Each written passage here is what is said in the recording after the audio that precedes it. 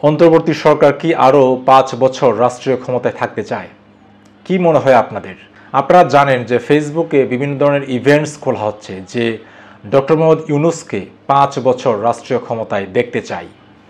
এবং আপনারা জানেন যে বহু মানুষ সেই সব ইভেন্টসগুলোতে তারা ইন্টারেস্টেড হচ্ছেন এবং আপনারা অনেকেই হয়তোবা সেই সব জায়গায় ইন্টারেস্টেড হচ্ছেন এবং আমরা দেখছি যে ফেসবুকের নিউজ ফিডে সেগুলো আসছে। এবং ডক্টর মোহাম্মদ ইউনূস যখন তিনি ঈদের নামাজ পড়তে গিয়েছিলেন জাতীয় ঈদগাহে, সেখানেও তিনি যখন নামাজ পড়ে বের হচ্ছিলেন, সেখানে সাধারণ যারা মুসল্লিরা রয়েছেন তারাও ডক্টর মোহাম্মদ ইউনূসকে বলেছিলেন যে স্যার, আপনাকে আরও 5 বছর রাষ্ট্রীয় ক্ষমতায় দেখতে চাই।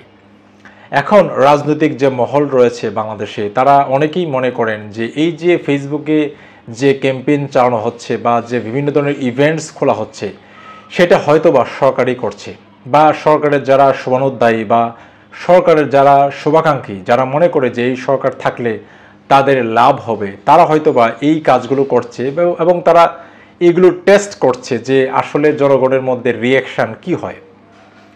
সর্বশেষ আমরা দেখেছি যে অন্তর্বর্তী সরকারের একজন গুরুত্বপূর্ণ উপদেষ্টা, মানে স্বরাষ্ট্র উপদেষ্টার দায়িত্বে যিনি রয়েছেন, অর্থাৎ লেফটেন্যান্ট জেনারেল অবসরপ্রাপ্ত জাহাঙ্গীর আলম চৌধুরী, তিনি সুনামগঞ্জে গিয়েছিলেন একটি থানা পরিদর্শন করতে। সেখানে তিনি সাংবাদিকদের সঙ্গে মতবিনিময়কালে তিনি যেটি বলছিলেন যে রাস্তা থেকে মানুষজন বলছে যে আপনাদেরকে আরও 5 বছর রাষ্ট্রীয় ক্ষমতায় দেখতে চাই। এই যে স্বরাষ্ট্র উপদেষ্টার বক্তব্য, এই বক্তব্যের প্রতিক্রিয়া জানিয়েছে বিএনপির একজন ভাইস চেয়ারম্যান, তিনি হলেন আসাদুজ্জামান রিপন।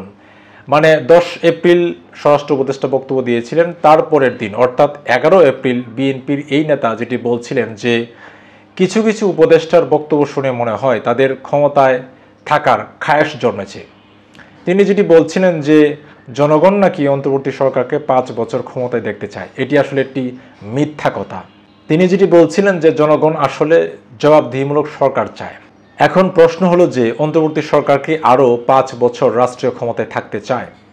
যেহেতু ফেসবুকে বিভিন্ন ধরনের ইভেন্টস খোলা হচ্ছে এবং মানুষজন, ফেসবুক তো বটেই, ইউটিউবের বিভিন্ন ভিডিওর কমেন্ট সেকশনে গিয়েও মন্তব্য করে আসছেন যে ডক্টর মোহাম্মদ ইউনূসকে তারা 5 বছর রাষ্ট্রীয় ক্ষমতায় দেখতে চায়।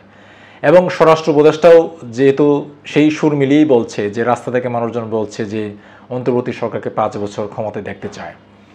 এখন প্রশ্ন হলো যে যেহেতু একটি আওয়াজ উঠছে অনলাইন বা অফলাইনে, সেই জায়গা থেকে আমি মনে করি যে অন্তর্বর্তী সরকারের এই বিষয়ে একটি বিবৃতি দেওয়া উচিত বা তাদের যে চিন্তাভাবনা ক্লিয়ার করা উচিত।